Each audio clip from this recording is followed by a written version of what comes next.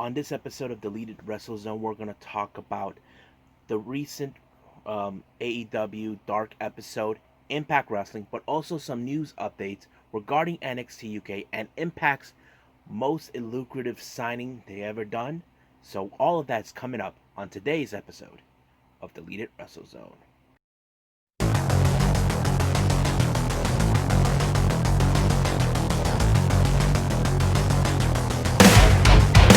Are you ready? Get up, get up! Get up, get up! Get up, get up! Get up, get up!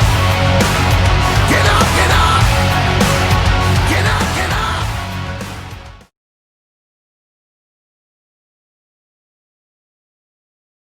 Hey everyone, welcome to Deleted WrestleZone. I am J-Rod here for all things pro wrestling such as AEW, NXT, New Japan, Impact, all promotions, all matches, all championships, individual wrestlers. So let's get started with AEW Dark. This episode was a bit more of a longer, like an hour-long episode. Basically, in the past few weeks, they've always gone to about an hour and a half or so. But they had a pretty good, interesting stack match that they had. It started out with Peter Avalon and Brandon Cutler still bickering that they suck. But out of nowhere, they found out they're being teamed up again. And the Young Bucks told them it was them. So basically, it was like, they're still not cohesive, because they're still always arguing with each other, because they can't eat. Both of them are still winless. So the first match of the night started with Max Caster. If you guys saw him on the last week episode, he was in that six-man tag team match along with Luther and Serpentico. That didn't go so well because the other two did not like him. He was facing off against the chairman, Sean Spears, along with Tully Blanchard. Now, before the match even started, if you all recall, ever since Sean Spears obtained that black glove, apparently Aubrey Edwards, or the ref, did not had to check up on the glove, see if there was no metal fragment like he did in the past, even though there was no one. It was a clean match. It was like, okay, some parts it was like Sean was taking a lot of the heavy lifting, but in the end he beat Caster. But in post match, he apparently Tully gave him the little metal fragment and put on his glove and whack Max Caster. Basically, is like, what the hell, that type of thing. Next match was Pineapple Pete versus Lance Archer, but it didn't turn out that way. Pineapple Pete was attacked by Lance Archer. He just immediately attacked him from behind. And all of a sudden, there were some great moments by Pineapple Pete throwing some offense. But even though he was a bit more quicker, it was still not enough to take out Lance Archer. It was great valiant effort out of him. But, of course, as he says, everybody dies. Post-match, he was about to take out Pineapple Pete, but Joey Janela, if you guys heard, he is going to be facing Lance Archer at Fyter Fest. Came out with the leaf blower because majority of the parts of the match he was getting in his face, and he brought it out and tried to make sure he doesn't harm him. So basically, the rivalry is set. So Archer took the victory, but Joey Janela said that he will never die. And we'll just gotta wait and see until we get to Fyter Fest. Next match is Griff Garrison versus Ricky Starks. As you all know, he's now All Elite. He's done a nice deal with them. He had a great match about a week ago or so against 2 weeks ago against Cody. So he may not have walked away with the belt, but he did walk away with the contract, even though he was a free agent at the time. But now he's in it. But it was a great match. I have to admit it. Ricky Starks took the victory. I have to say, I don't know. I would love to see him go after the TNT Championship match down the line. The next match was Brad Paisley versus Scorpio Sky. Man, Scorpio Sky has a pretty sick new entrance that's only meant for him when he's doing his own single competitor. So it's been confirmed now that SCU are saying they're going to Kaz and Daniels are going to be focusing on the tag team division, while Sky will be making the run for singles competitor. I look at Sky as possibly one of those guys that we can see maybe getting his hands on the world title. I would love to see that. But it was a great match. Of course, Brady Pierce tried everything to take him out, but in the end, it's still not enough. You cannot deny Scorpio Sky's ability, but I'm glad that it turned out that way. Next match was a women's tag team match. This one was unorthodox. Well, for one of the teams, it was Kaylin King teaming with Skylar Moore versus Brandy Rhodes and Allie. So they considered her Allie as a nightmare family, but Brandy doesn't consider that, despite the fact that Allie is dating QT Marshall, even though she doesn't trust her, even though they walk away with the win. But it's still unclear what is going on in the picture with Allie being there. And frankly, it's kind of bizarre. The next tag team match was Fuego del Sol teaming with Lowrider versus the Butcher and the Blade. This one was pretty much a heavy lifting for the Butcher and the Blade. They actually put a lot of effort into it. They pick up the victory with some great offense on their part, even though Fuego and Lowrider did everything in their power to slow them down, but in the end it wasn't enough. The main event for Dark, it was of course the tag team match.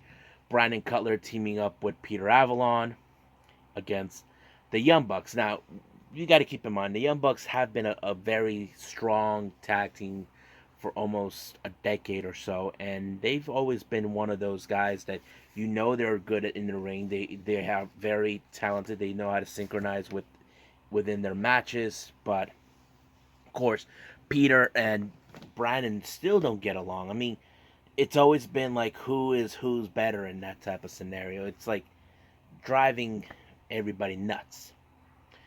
But in the end, of course, the Bucks pick up the victory, and I don't know if we will see more continuation with Brandon Cutler and Peter Avalon teaming up. But of course, the Bucks warned them.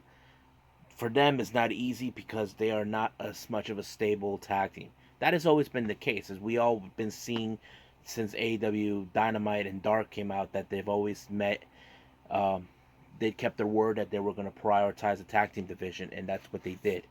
But we'll continue on more with the next episode of AEW Dark the next week. So let's move on with Impact.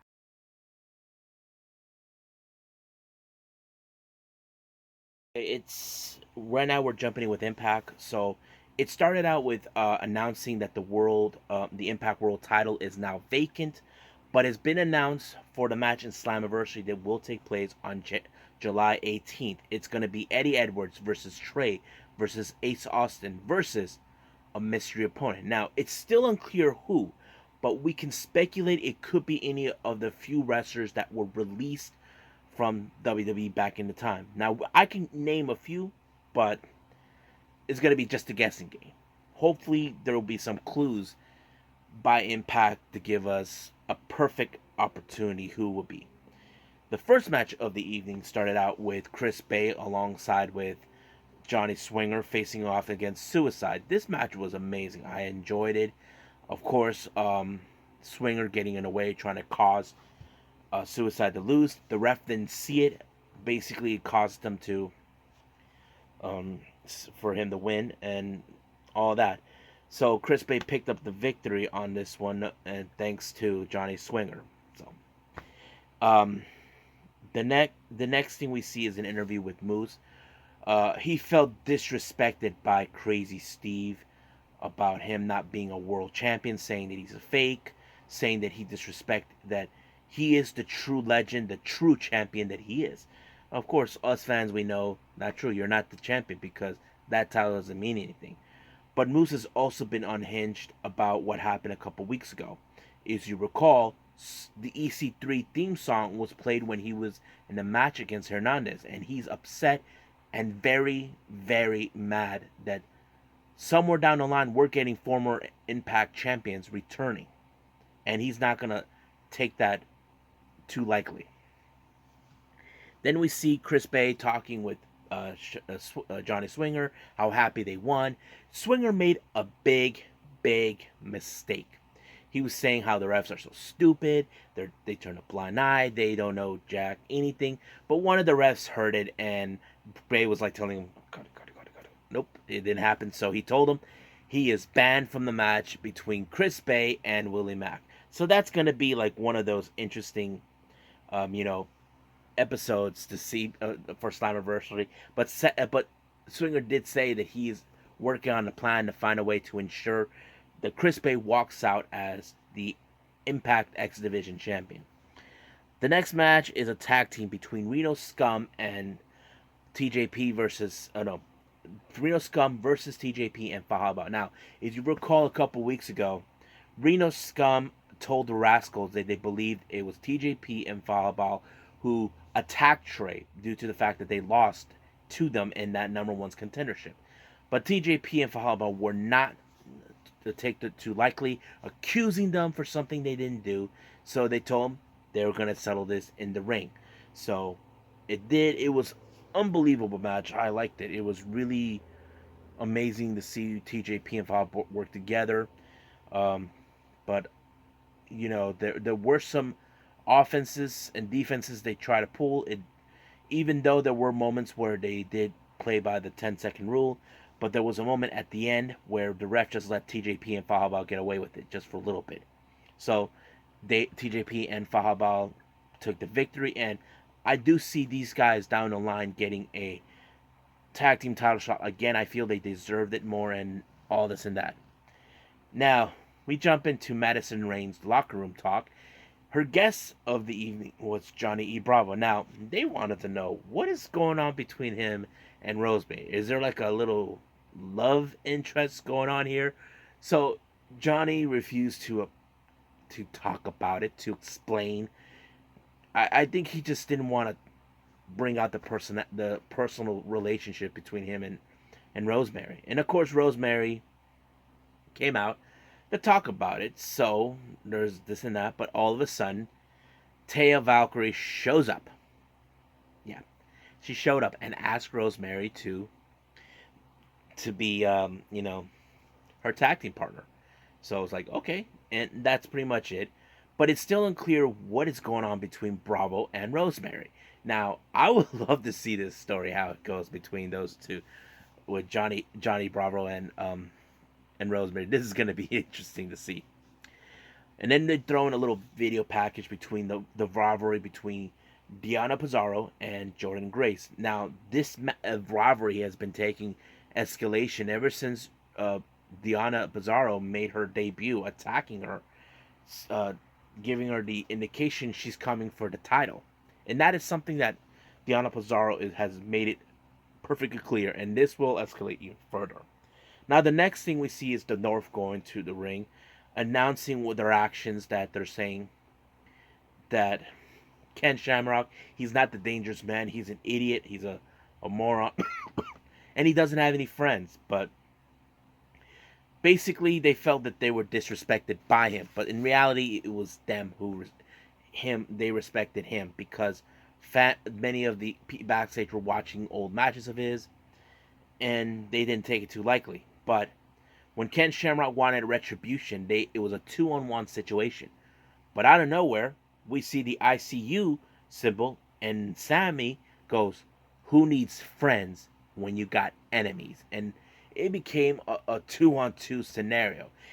We don't know for sure if there's going to be an alliance between both Ken Shamrock and Sammy Callahan. So this is one of those moments that's going to be, okay, the enemy of my enemy is my friend, but we don't know how cohesive they would be.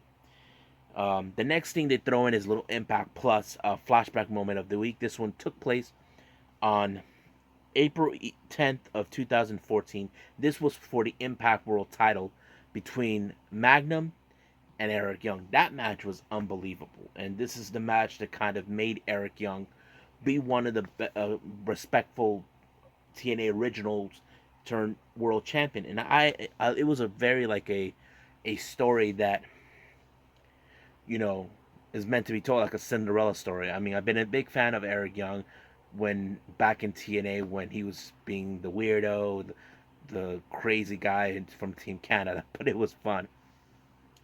Then we see an interview with Trey. If you all recall, Trey has been attacked twice. No one knew who it was, but now he knows for a doubt that it's in fact Madman Fulton, and he has a huge score to settle with him. So basically, he is still out to get his hands on him. The next match is for the TNA World Heavyweight Title. Moose, as always, demands he be the best wrestler. He wants to be declared he's champion versus Crazy Steve. There were some great moments for Crazy Steve where he put him some offensive, but Moose will not take that lightly. He put a lot of aggression to putting him out, and Crazy Steve, as much as he's been taken out, he is putting a lot of effort. It was a great match, but in the end, Moose walked away with the spear. But he wasn't done. He felt disrespected by Crazy Steve that he needed to take him out. All of a sudden, Tommy Dreamer came out to stop him. Then he attacked him for no apparent reason. He was telling him to stop attacking Crazy Steve, and all of a sudden, Dreamer at the end is sick and tired of what Moose is doing, calling himself a champion that he proclaimed that he is, but he's not. He's saying that you refuse to listen what people are saying to you. You refuse to listen to your coaches, your teammates, and he said that he's nothing but a chump, and that he's not the champion. That he will teach him a lesson in that type of scenario. The next thing, a little segment we see is Hernandez being in an arm wrestling competition with the Deaners, even though it was fun. Cody Deaner decided to double or nothing, and he took the bet and he lost. And this is how Hernandez is now hustling. So I love the story of Hernandez hustling. So they should call it Hernando's hustling. So it's pretty sweet. The next match is Kiera Hogan along with Tasha Steelz versus Havoc and Navia. As you all know, this rivalry between these two has become serious. The week before, Navia got in a match with Tasha Steelz. She lost thanks to the interference from Kiera Hogan. It was a great match between Kiera Hogan and Havoc. There were some moments where Havoc was being choked out, but she got out of it. But of course, Tasha Steelz got in the way. This is the second time that they lost. But the real question is, can they get away with it in a tag team division type, in a tag team style, as I would say, because this is far from over between the. But as you all know, Kiera Hogan said she would love to see Impact bring back the Knockouts tag team titles back. I mean, I'm up for it because I do feel they can legitimize it better down there because we do know the women's division down in Impact is stacked. So, you guys let me know what we're seeing. We see a little backstage talk with Moose, who was not pleased with Dreamer's comments, and he didn't appreciate him, saying he worked so hard, that he is a fighting champion, and he demanded an apology. Well, I doubt he's going to get the apology because he's going to tell Dreamer's going to tell him to go to hell, that he's not the champion. Then we jump in with the match, the main event, Madman Fulton versus Trey. Now, this has become in that match where it's a David versus Goliath type of scenario. But Trey took out Austin first for a little bit until Madman Fulton got his pen. But Trey put a lot of effort in every offense he can think of to put Madman Fulton in his place. But right from the moment that he seems like he was out and about, he grabbed the nightstick that belonged to Ace Austin and whacked Fulton with it, disqualifying him. But Trey has no interest in winning this. He wanted retribution for what Madman Fulton did to him for 2 weeks, attacking him from behind. So he grabbed the chair, takes out Austin, but he continued his aggression towards Madman Fulton. So basically, it's so much for the insurance policy for Ace Austin. Basically, Fulton will be injured or so, if that comes out. He already took out Eddie Edwards, but not Trey.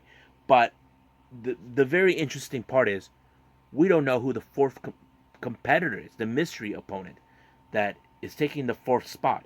You see, Ace Austin will do whatever it takes to become champion, but you don't know who your fourth opponent is. And the fact is, if you don't know, then you're screwed. You can get rid of the other two, but what about your mystery opponent? If I were you, I would have focused first on those guys before making the assumption. But that's what happened. But we'll just gotta wait and see what's gonna happen for the next Impact next week. But right now, let's jump in with some very news updates.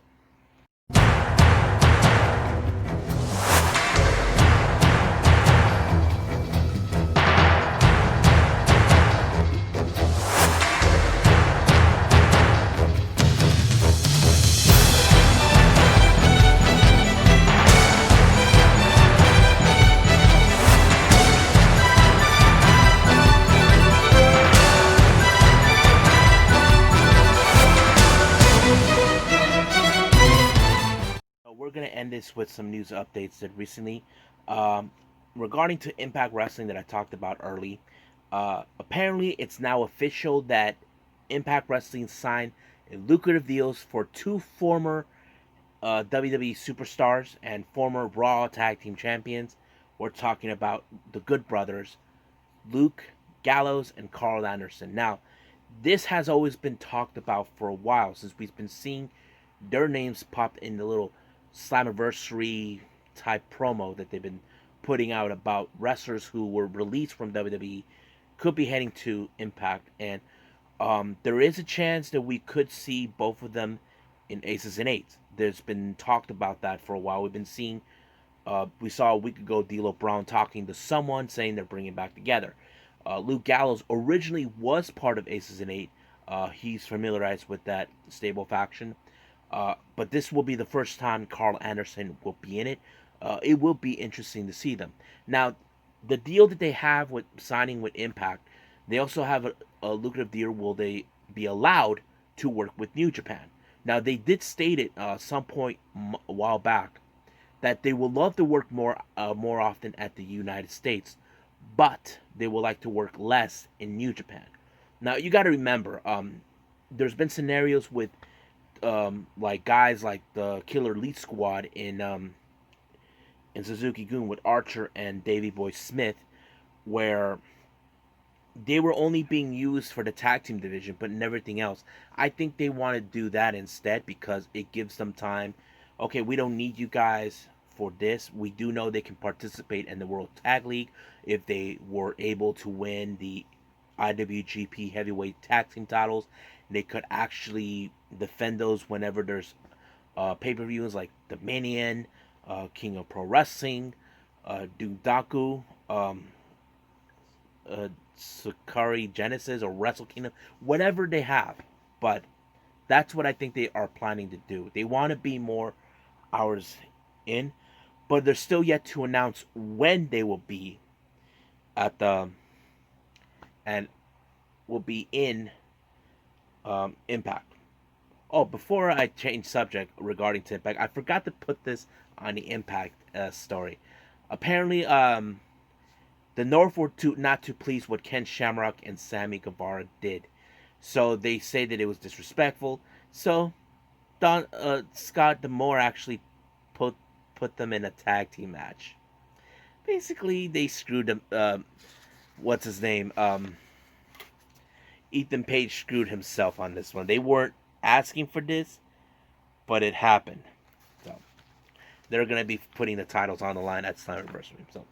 So that's end of that part. But the next one is the NXT UK brand.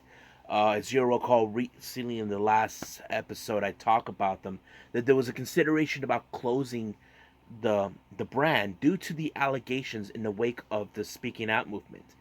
Apparently, they're not closing, but they are saying they're going to do some follow some protocols to look into allegations against talent that they were accused of. I mean, we have seen they recently did release Travis Banks and El Ligero.